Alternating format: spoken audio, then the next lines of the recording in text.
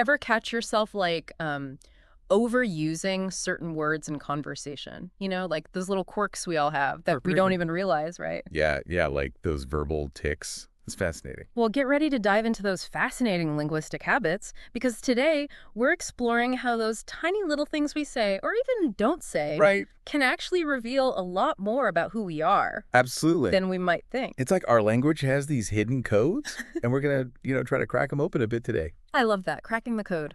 So our text today dives right in, and it starts with something I think, well, everyone listening can probably relate to, the infamous "eh," that like universal sound of a brain buffering, like, Well, hold on, processing. exactly. And it's so funny because we often see these filler words as, clumsy or whatever. Right.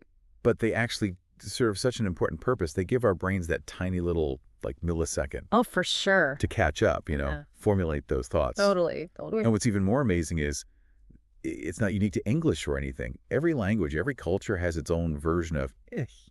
It's Yeah. really a universal need. It's like our brains need a loading icon sometimes, just like our computers. Exactly. I love that. So speaking of loading icons, this text makes a really interesting point about the phrase OC, Okay, yeah. which I guess is kind of like saying like or I mean. All right. But apparently, if you just add it to any sentence, even the most outlandish claim, it can make it sound more reasonable. It's true. It's like this sneaky little trick. And it really speaks to how we use these seemingly meaningless phrases Yeah. as these social cues, Yeah. right? We soften our language, we add a touch of uncertainty, and suddenly it's like, It's more palatable. yeah, less forceful, more agreeable. Ah. So it's this subtle form of persuasion that we're often doing without even realizing it, which I think is so interesting. It really makes you wonder, are we like master manipulators with a single OC? Right. Maybe not consciously, Right. but it is fascinating to think about. Definitely. But, okay, so not all linguistic trends are so, charming and persuasive. This text definitely had a bone to pick with the overuse of a certain phrase, and I have to admit, I had never even heard this one before. En plan. Oh, on plan. Interesting. I have heard that one. Yeah. Have you? Okay.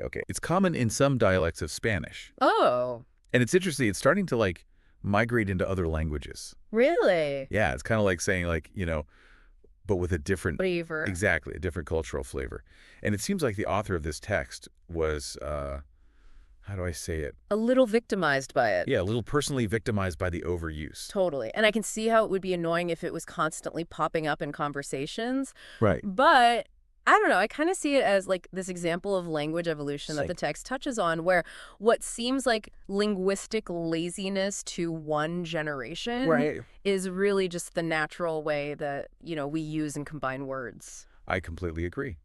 And on plan might be I guess, the latest example of this, especially among, younger generations. Oh, for sure. But the point is, language is alive. It's constantly adapting to the times. It's true. And, this actually ties into a really fascinating concept called linguistic prestige, which is basically like, who gets to decide what's considered good or bad language Ooh, I like it. in a society? Totally, yeah. Yeah. Like, is it the dictionary, our teachers, or is it just the slang that evolves out there on the street? I mean, there's a whole sociological debate in there. Exactly. And speaking of evolving language, the text also talked about our tendency to use diminutives, making things smaller and cuter with our words. Yes. And the influx of anglicisms, English words popping up in other languages. Absolutely, especially in, like, certain professional fields and things like that. It's so common. It's everywhere. And it really seems like all this points to these bigger cultural shifts that are happening all around us. Without a doubt.